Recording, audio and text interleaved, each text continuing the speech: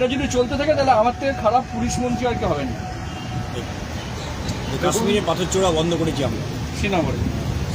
দেখুন, আমরা কোনো ধরনের কোনো অশান্তি আমরা পছন্দ করি না এবং আমরা আশাও করি যে এই ধরনের অনভিপ্রেত সংঘাতমূলক এমন কোনোভাবে ক্ষোভের বহিঃপ্রকাশ হবে না যেটা অশান্তি ডেকে আনে। কিন্তু পাশাপাশি পুলিশ প্রশাসনকেও এমনভাবে তাদের সিদ্ধান্ত বা নীতিগুলি তারা কার্যকর করুক যাতে মানুষকে বুঝিয়ে, মানুষকে সময় দিয়ে একটা দীর্ঘদিনের আবেগ, দীর্ঘদিনের রীতি, দীর্ঘদিনের অভ্যাস, সেটা যদি আচমকা অমুক তারিখ থেকে নয়, বাস্তব কিছু সমস্যা থাকে, স্থানের সমস্যা থাকে, এই জায়গায় এত মানুষ ধরতে পারেন, সপ্তাহে একদিন ওখানে ধরা সম্ভব নয়। তো সেটা যদি সময় না দিয়ে, না বুঝিয়ে বলপ্রয়োগ করে করার বা প্রশাসনিক সিদ্ধান্ত আচমকা রূপায়ণের জন্য চাপ দেওয়া হয়, সেক্ষেত্রে কিছু মানুষের কিছু সমস্যা তৈরি হতে পারে। আমরা চাই না কোনো ধরনের উত্তেজনা তৈরি হোক, আমরা চাই না কোনো ধরনের হিংসাত্মক ঘটনা হোক। ফলে মাননীয় মুখ্যমন্ত্রী যেটা বলছেন সেটা যেমন নিশ্চিতভাবে আমরা শুনতে পাচ্ছি, পাশাপাশি তার পুলিশ এবং সরকারও আচমকা কোনো কিছু চাপিয়ে দেওয়া, একটু আলোচনা সাংগঠনিক নেতাদের সঙ্গে, সামাজিক নেতাদের সঙ্গে, ধর্মীয় নেতাদের সঙ্গে সরকার কি চাইছে সেটা মানুষকে একটু বুঝিয়ে যদি করা যায়, তাহলে মনে হয় এই ধরনের অনভিপ্রেত ঘটনাগুলির কোনো ধরনের আমরা সেটা অ্যাভয়েড করতে পারব। যে বাংলায় এই যে বুলডোজার যেটা চলছে বলে, সেক্ষেত্রে তৃণমূল কংগ্রেসের ভূমিকা কি এখানে? এইভাবে আমরা কোনো অবস্থাতে এই বুলডোজার রাজনীতি কোনো অবস্থাতে আমরা সমর্থন করি না। আমরা তীব্র নিন্দা করছি, আমরা তীব্র বিরোধিতা করছি। এ বিষয়ে আমাদের দলের যা যা বক্তব্য এবং কর্মসূচি সেটা আপনারা দেখতে পাবেন শিগগিরই। আমাদের পরিষ্কার বক্তব্য, বুলডোজার কখনো বাহুবলের প্রতীক হয়ে উঠতে পারে না। কেউ যদি কোথাও কোনো বেআইনি কাজ করে তাকে নোটিশ দেওয়া হোক, সময় দেওয়া হোক, আত্মপক্ষ সমর্থনের সুযোগ দেওয়া হোক, তারপর যা যা হবার হবে। যেভাবে রেল যেভাবে হকার উচ্ছেদ করেছে আমরা তীব্র নিন্দা করছি। এতদিন আপনারা করেননি কেন? কেন মানুষগুলোকে সময় দেন? গরিব মানুষ, শ্রমজীবী মানুষ, অসংগঠিত মানুষ, ফল বোঝাই ভেঙে দেওয়া হচ্ছে, ছুঁড়ে দেওয়া হচ্ছে। সব কি? এদের মধ্যে অনেক মানুষ হয়তো বিজেপিকেই ভোট দিয়েছেন। এখানে গরিব মানুষ, তাদের সংসার চলে, আবার উল্টো দিকে পথচারীরাও তাদের কাছ থেকেই কেনেন বলেই তো সংসার চলে। পথচারীরা তাদের কাছ থেকে হয়তো সস্তায় খানিকটা কম দামে পান। এইগুলো যদি বন্ধ হয়ে যায়, যদি পুরো বড় দোকান থেকে বা ব্র্যান্ডেড কিছু কিনতে হয়, তার দাম তো নিশ্চিতভাবে আরও বেশি হবে। ফলে এই জায়গায় দাঁড়িয়ে যেভাবে গরিব মানুষ, শ্রমজীবী মানুষ, হকারদের উপরে যেভাবে বলপ্রয়োগ করে বিজেপির পুলিশ, রেল যেভাবে হকার উচ্ছেদ যে পদ্ধতিতে করেছে, অমানবিকভাবে সময় দেওয়া হোক, বিকল্প ব্যবস্থা হোক। আজকালকার দিনে কারুর রোজগার কেড়ে নেওয়া এরকম অমানবিকভাবে তার জিনিসপত্র সব লণ্ডভণ্ড করে দিয়ে, এটা হতে পারে না। গতকাল দিল্লিতে মৌলানা সাজিদ রাশিদি বলেছেন যে বাংলায় মুসলিমরা ভয় রয়েছে, সত্যি? এ ব্যাপারে সরাসরি কোনো মন্তব্য এখনই করব না, কিন্তু যদি সরকার বা প্রশাসনের কোনো মনোভাবে সমাজের কোনো কোনো অংশের মনে হয় যে তাদের দিকে অভিমুখ করে কোনো পদক্ষেপ হচ্ছে, অথবা যদি সমাজের কোনো কোনো অংশের মনে হয় তাদের সামাজিক নিরাপত্তা ব্যাহত হচ্ছে, সেটা সম্পূর্ণ একটা অনুভূতির বিষয়। তাহলে আমাদের দেখতে হবে সমাজের কোনো অংশের মধ্যে যেন ইনসিকিউর এই ফিলিংটা তৈরি না হয়। আমরা তো সকলকে নিয়ে একসঙ্গে চলা, দল মত জাতি ধর্ম নির্বিশেষে, ভোট আসে ভোট যায়, কিন্তু বাংলায় আমরা সবাই একসঙ্গে থাকি। ধর্মের ভিত্তিতে কোনো ভাতা হয়, পুলিশ ভাতা এবং ইমাম ভাতা বন্ধ হয়ে যাচ্ছে, আজকে ক্যাবিনেটের সিদ্ধান্ত হয়েছে। দেখুন, এটা দল নজর রাখছে, এটা দলের বক্তব্য, দল যথাসময়ে জানাবে। আমাদের একটাই বক্তব্য হচ্ছে, এই যে গরিব মানুষের উপর যে এই হকার উচ্ছেদ, গরিব মানুষকে মিনিমাম নোটিশ না দিয়ে, শ্রমজীবী মানুষকে মিনিমাম নোটিশ না দিয়ে যেভাবে তাদের উপর এই দমন পীড়ন, তো ভোটের আগে সেই কথাগুলো বলেননি কেন? তাহলে এই মানুষগুলো তো অনেকে বিজেপিকে ভোট দিয়েছে, তো বলেননি কেন এতদিন? বলেননি কেন দাম বাড়ানো হবে গ্যাসের? বলেননি কেন দাম বাড়ানো হবে পেট্রোলের? বলেননি কেন দাম বাড়ানো হবে ডিজেলের? বলেননি কেন জেতার পরই আপনারা গরিব মানুষের পেটে হাত দিয়ে দেবেন, রুজিতে হাত দিয়ে দেবেন, বিনা নোটিশে অমানবিকভাবে কোনো রকম বিকল্প ব্যবস্থা না করে হকার উচ্ছেদের নামে গরিব মানুষের পেটে হাত দেওয়া হবে? সপ্তম পে কমিশন ইমপ্লিমেন্ট হওয়ার জন্য আজকে ঘোষণা করা হলো বা সিদ্ধান্ত নেওয়া হয়েছে কমিশন। দেখুন, এই ধরনের বেশ কিছু সিদ্ধান্ত আগের সরকারও নিয়ে গেছে, ফলে আজকে যতগুলি সিদ্ধান্ত হয়েছে সেগুলি তার অধিকাংশই আগের সরকারেরও নেওয়া ছিল, ফলে নতুনত্ব কিছু নেই। যারা বলতেন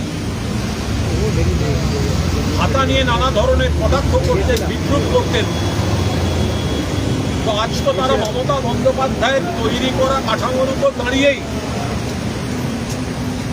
মানুষকে বলছেন। তাহলে মমতা বন্দ্যোপাধ্যায়ের লক্ষ্মীর ভাণ্ডার কি দোষ করেছিল?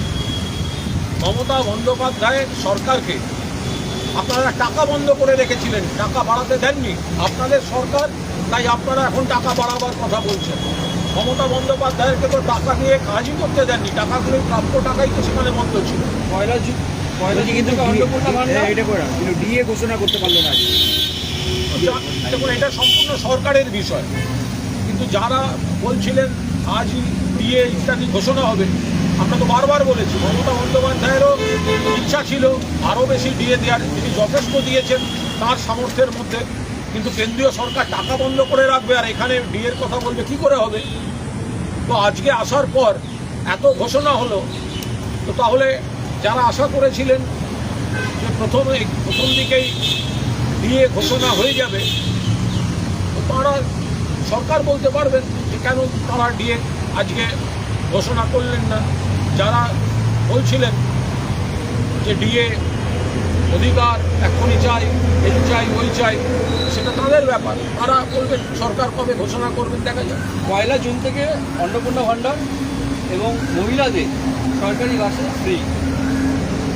দেখুন, এটা মহিলাদের নারী শক্তিকে সম্মান দিয়ে বাংলায় যতগুলি কর্মসূচি মমতা বন্দ্যোপাধ্যায় করেছেন তার কাছাকাছি অন্য কেউ করতে পারে।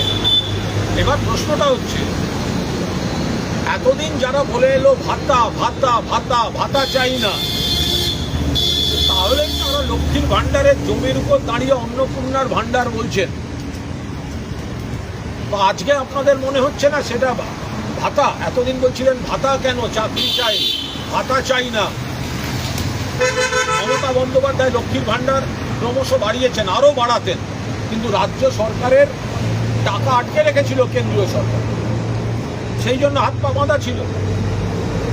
তো যারা আজকে ভাতা নিয়ে এত কথা বলতেন, তারা তো মমতা বন্দ্যোপাধ্যায় তৈরি ভিতের উপর দাঁড়িয়েই আজকের ঘোষণাগুলি করছেন, অর্থাৎ সমাজের প্রতি, সমাজের পিছিয়ে পড়া অংশের প্রতি, মহিলাদের প্রতি মমতা বন্দ্যোপাধ্যায়ের যে নীতি, সিদ্ধান্ত এবং চেষ্টা ছিল সেগুলো মান্যতা পাচ্ছে।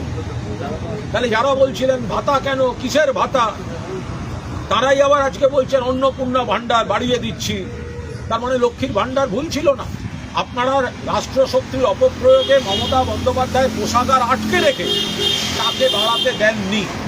যে দুর্নীতি কাটমানির তদন্তে কমিশন করলো, মুখ্যমন্ত্রী প্রাক্তন বিচারপতিদের নিয়ে কমিশন করলো। আমাদের পরিষ্কার বক্তব্য, এই দুর্নীতি বা খারাপ কাজ আমরা কেউ চাই না, যারাই বন্ধ করবেন খুব ভালো কথা। সিপিএমের সময়ও বহু, তখন তো সব কম্পিউটার এইসব ছিল না, ফোনে ফোনে ক্যামেরা থাকতো,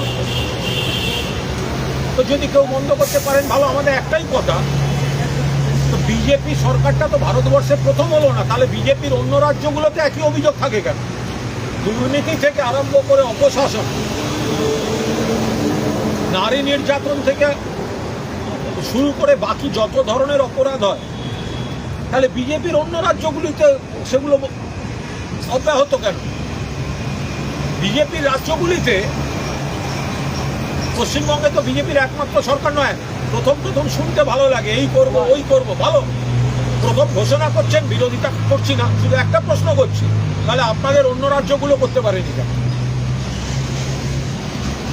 এই যে নারী নির্যাতনের তদন্ত কমিশন, নতুন করে ফাইল খোলা হবে বিভিন্ন জায়গায়, রামধনু থেকে আরম্ভ করে বিভিন্ন জায়গায় যেখানে নারী নারী নির্যাতন। নির্যাতন যারা করেন এটা জঘন্যতম অপরাধ, তাদের কঠোরতম শাস্তি হওয়া উচিত। কিন্তু বিজেপি শাসিত রাজ্যগুলোয় উন্নাও, হাথরাস, প্রয়াগরাজ, বিলকিস, দিল্লি, মধ্যপ্রদেশ, মণিপুর, ওড়িশা, আমাদের সোনার মেয়ে যারা কুস্তিগির, তাদের শ্লীলতাহানি করেছে দিনের পর দিন বিজেপির এমপি ব্রিজভূষণ, বিজেপি নেতা ওই কি সেঙ্গার। তো বিজেপি শাসিত রাজ্যই তো এগুলো হচ্ছে। আজকে নতুন ক্ষমতায় এসছেন, এগুলো বলছেন, এখন শোনা, কিছুদিন শুধু শোনা বলছেন, কিন্তু তার পাশাপাশি এটা বলুন, বিজেপি শাসিত রাজ্য তো পশ্চিমবঙ্গ প্রথম নয়, তাহলে বিজেপি শাসিত অন্য রাজ্যগুলোতে ভয়ঙ্করভাবে নারী নির্যাতন হচ্ছে কেন? আর কলকাতার পশ্চিমবঙ্গই কেন্দ্রীয় সরকারের রিপোর্টে নিরাপত্তম শহর হয় কি করে? এটা যে চাকরির ঊর্ধ্বসীমা বয়সে সেটা বৃদ্ধি করে দেওয়া কোনো ট্রিক্স বলে মনে হয়? দেখুন, এর সঙ্গে অনেক ধরনের বিষয় থাকে। সেক্ষেত্রে দেখতে হবে যে যদি আপাত দৃষ্টিতে মনে হয় কারোর চাকরির সুযোগ বাড়লো, তাহলে আবার আরও অনেক অংশের সুযোগ আটকে যাচ্ছে কিনা, সেগুলো একদম এর টেকনিক্যাল বিষয়গুলো খতিয়ে দেখার ব্যাপার রয়েছে। ফলে এই মুহূর্তে কোনো মন্তব্য করছি না, বিশেষজ্ঞরা খতিয়ে দেখছেন, আমাদের নেতৃত্ব পুরোটা বিশ্লেষণ করে দেখছেন। বলে দিচ্ছি, জনতার দরবার শুরু করলেন মুখ্যমন্ত্রী, অনেকে তার পার্টি অফিসে আজকে থেকে জনতার দরবার শুরু, সেখানে বিভিন্ন লোকের অভিযোগ। জনতার দরবার যদি মুখ্যমন্ত্রী শুরু করে থাকেন, নিশ্চিতভাবে করতেই পারেন, এবং সেখানে যদি মানুষ যান, কোনো সুরাহা পান, সেটা তো হতেই পারে। যে কোনো জিনিসকে শুরু থেকে কেন খারাপ বলবো, কিন্তু শুধু একটু মনে করিয়ে দেবো, এটা নতুন নয়। প্রাক্তন মুখ্যমন্ত্রী মমতা বন্দ্যোপাধ্যায় প্রতি রোববার তার বাড়ির লাগোয়া জায়গায় সেখানে কিন্তু এই দরবার চলেছে, এবং সেখানে একেবারে সাংগঠনিক নেতারা থেকেছেন, পুলিশ কর্তারা থেকেছেন, প্রশাসনিক কর্তারা থেকেছেন, যে মানুষ যে কোনো দলের যে কোনো মতের যে সমস্যা নিয়ে গেছেন, প্রত্যেক রোববার তারা কিন্তু তাদের সমস্যা বলার এবং সুরাহার পথ খোঁজার তারা ব্যবস্থা পেয়েছেন। ফলে নতুন মুখ্যমন্ত্রী তিনি নিশ্চয়ই জনতার দরবার করতে পারেন। প্রথম থেকে কোনো বিষয়, একটা নতুন সরকার এসছে, নতুন মুখ্যমন্ত্রী, আমাদের ভোট গণনা, ভোটার লিস্ট নিয়ে সমস্যা আছে, অভিযোগ আছে, কিন্তু একজন নতুন মুখ্যমন্ত্রী তিনি যা যা পদক্ষেপ নেবেন সবেরই সমালোচনা করতে হবে, এটা মানুষ নিশ্চয়ই ভালোভাবে নেবেন না। মানুষ অভিজ্ঞতা থেকে আমাদের বক্তব্যগুলোর সঙ্গে মিলিয়ে নেবেন। কিন্তু আগের মুখ্যমন্ত্রী মমতা বন্দ্যোপাধ্যায়ও চিরকাল, এবং শুধু মুখ্যমন্ত্রী হওয়ায় নয়, মমতা বন্দ্যোপাধ্যায়ের রাজনীতি থেকে এই মানুষকে বিভিন্ন রিলিফ দেয়া, জনতার দরবার, কল্যাণ বন্দ্যোপাধ্যায় যাকে জিজ্ঞাসা করবেন, 80s শেষ দিক থেকে মমতা বন্দ্যোপাধ্যায় রোববারের দরবারে কিন্তু কল্যাণ বন্দ্যোপাধ্যায়রা বসতেন। এরকম তখন থেকে হতে হতে আর শেষ দিকে মুখ্যমন্ত্রী হিসেবে তো একেবারে বড় করে জনতার দরবার মমতা বন্দ্যোপাধ্যায় করেছেন। নতুন মুখ্যমন্ত্রী নিশ্চয়ই করতে পারেন। বলছি যে এই এফআইআর খারিজ হচ্ছে আদালতের কাছে